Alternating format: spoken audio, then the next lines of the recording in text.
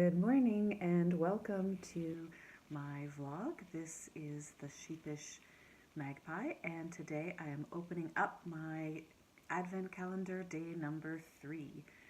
And I hope that you are having a good day and that the sun is shining where you are. We're seeing a little bit of light here today, and that is very welcome here in December. I have a full roster today of things that I'm hoping to get done. The weekend was quite busy work-wise.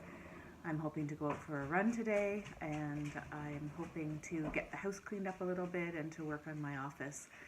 I actually filmed my before video of my office as part of my keeping it real, because my office is really super messy with Christmas presents and crafting projects on the go, but this week I need to get it tidy because it's just not particularly functional. So in the next day or so I'll post my before video, and hopefully in a couple days I will be able to post my after video of my office all put back to bed and ready to go. As I mentioned, I'm hoping to go out for a run today. My family and I like to run, or at least we do run, and most of the time we like it. And we have some races coming up in February. We are going down to Disney and doing the Disney Princess weekend runs. We are doing the 5K as a family, the 3 mid kids who are 11 and 12, Adam and I. And the older girls, the 12-year-olds, Adam and I are going to do the 10K, and Adam and I are doing the half marathon on the Sunday. I have done a number of half marathons before, but it's been a little while, and I really have to work on getting my distance up over the next few weeks to months to be able to complete that with some good form and not too desperately awful. So hoping to get an outside run in today so that not all of my runs are on the treadmill, and I can get some real miles under my feet. So without further ado, I'm going to move on to Miss Bab's day number 3, and let's see what's in here. Today's bag is this nice little orange one, and I'm not sure which set this is from, whether it's the Renaissance colorway or the Escher colorway. And this is from the Escher, and it is a gorgeous, soft, kind of mouse gray, beautiful, and the colorway is called Double Planetoid, and on that Caroline base. So I really, really like that. And what I was thinking I would do is later in the week, when I've opened up the first 7 days, is I'm going to lay them all out and show you kind of what has come in that first week. Moving on to the second bag. Here's day number 3, so this must be for the Renaissance colorway.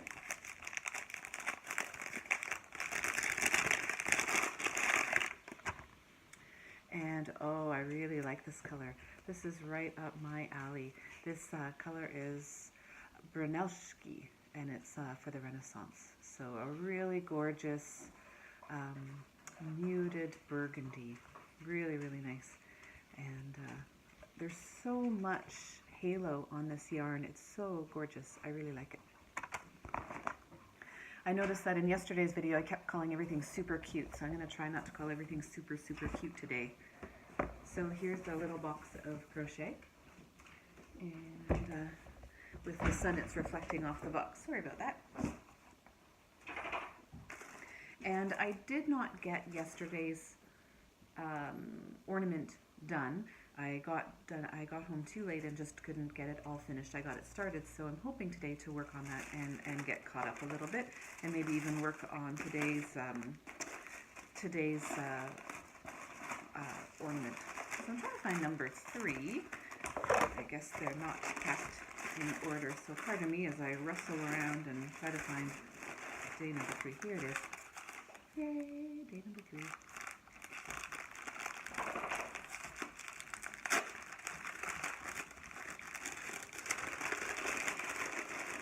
And today is this gray, this soft pink, this orange tangerine color, and this kind of seafoam green.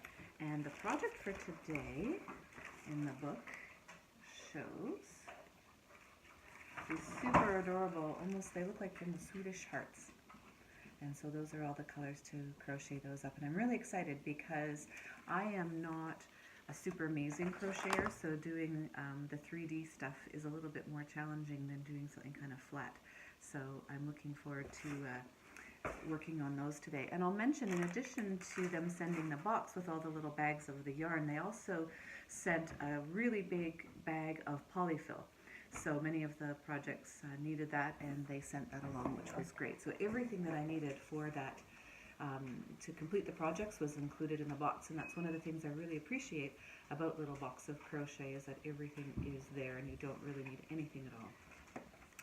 So here is the Atelier Cologne box, and here is box number 3, and it smells good.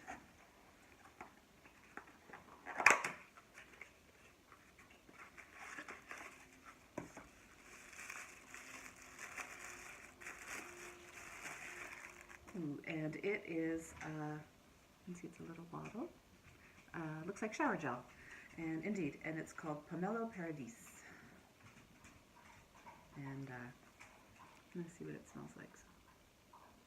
Very fruity, really nice. Now I know pomelo is a kind of fruit. I think it's a citrus fruit, and it is really quite nice. That it smells kind of citrusy with a little fruity kick in it. So that is very nice, and I look forward to using that. So that concludes today's Advent boxes. I checked online, and my Lemonade Shop Advent calendar is still on its way, and the last update was yesterday saying that it was kind of en route still. I don't even think it's made it into Canada, so I'm hoping it comes into Canada today.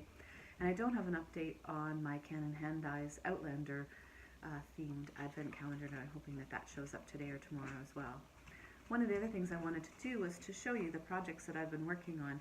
So many of my projects are for Christmas presents, and I can't show them until after they have been gifted. But one of the things that I've been doing is making some hats out of some of my stash yarn. So I have this great big stack of hats, and this pattern I found was really super easy. I will post the link to it in the comments, and it uses bulky yarn, and so they whip up really fast.